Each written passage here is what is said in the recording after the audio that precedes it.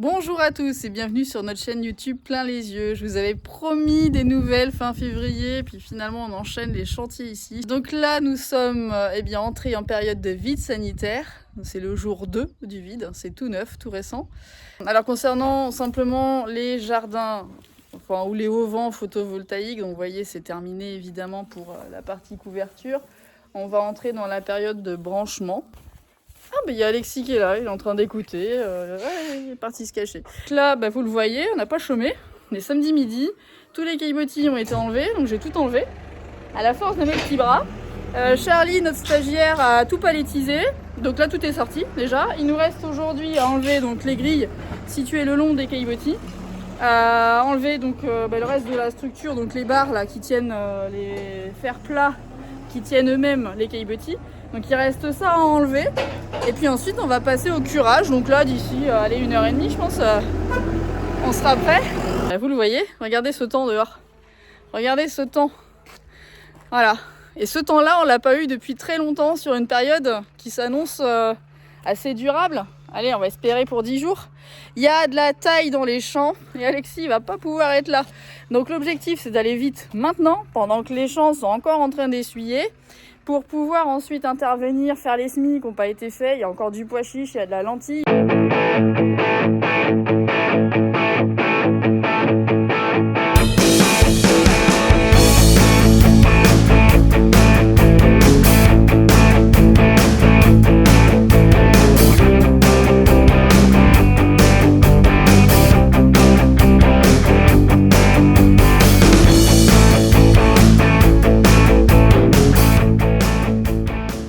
Il est 15h, on est dimanche, donc là il y a tout le premier côté qui est bien curé, c'est vraiment très propre, il y a très peu de croûte au sol, donc ça veut dire qu'au niveau du lavage ça va être beaucoup plus rapide aussi pour les équipes. Alexis qui est là, qui nous ferme les portails parce qu'il est content de passer sur le deuxième côté, hein, parce que le deuxième côté lui il n'est pas fait, il y a tout à faire, voilà, mais bon chaque chose en son temps, on peut aller plus vite que la musique. Voilà, donc ici on recommence.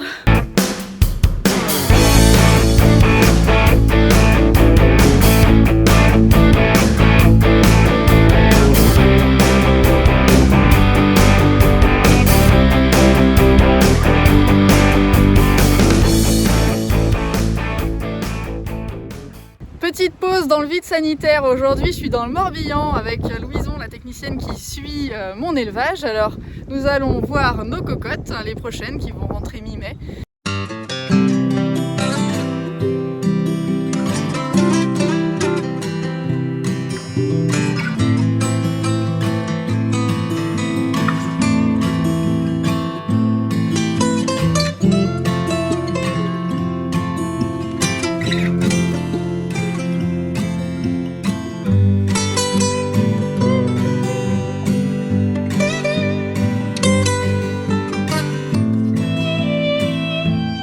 Cinquième jour dans notre vide sanitaire.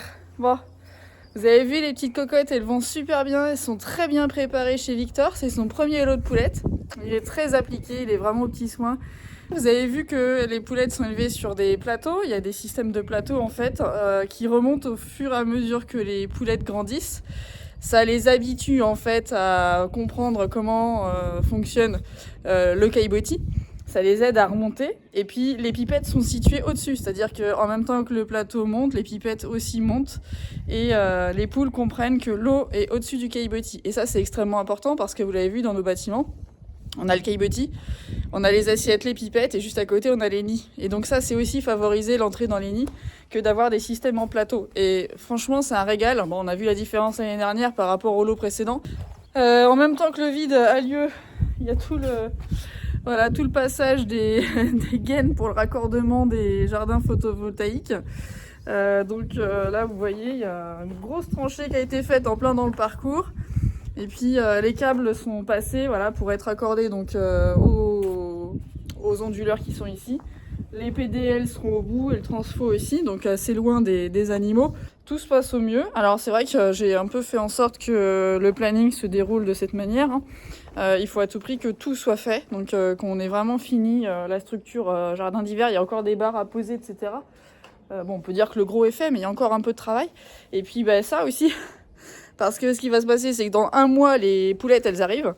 Et il faut plus qu'il y ait un seul bruit ici, il faut plus de bruit, et puis il faut que là on soit vraiment sur un parcours en vide sanitaire aussi, parce que là on est en période de déconfinement, j'espère que ça va durer jusqu'en octobre-novembre, au minimum, hein. Si ça dure tout l'hiver tant mieux.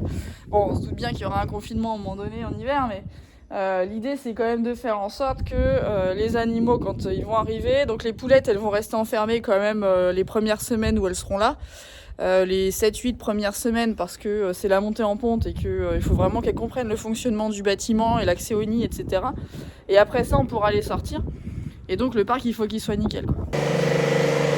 Donc 6e jour du vide. Alors là, on est en plein lavage. Moi, je suis pas équipée pour lavage, je suis en train de nettoyer dehors. Je suis en train de débroussailler.